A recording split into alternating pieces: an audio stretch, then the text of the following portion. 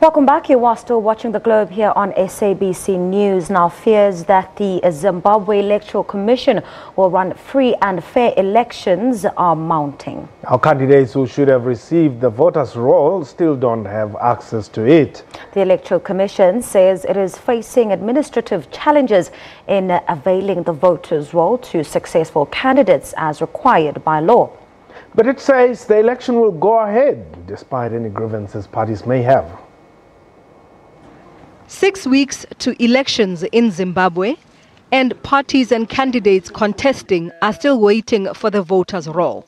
We are obliged to provide each and every successfully nominated candidate. If you are a successfully nominated candidate, I'll just give an example, for Harare Metropolitan.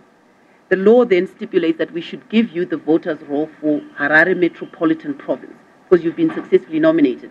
But if you put that in perspective, we don't just have one candidate for Harare Metropolitan. We've got perhaps 6 or 7 candidates from different political parties. So that gives you an idea of the number of voters' roll we're having to currently run in order to fulfill our legal obligation.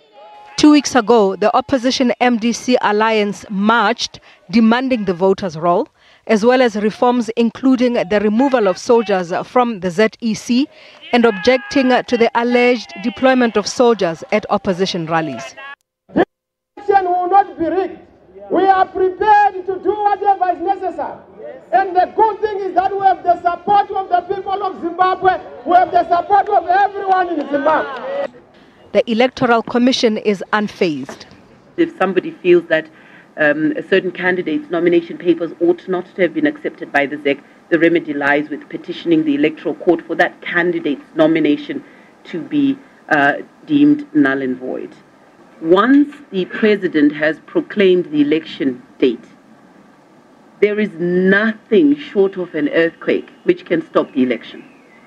So whether candidates scrutinize the voters' roll, whether they see any anomalies in it, whatever the anomalies are, whatever legal recourse that they have will not stop the election.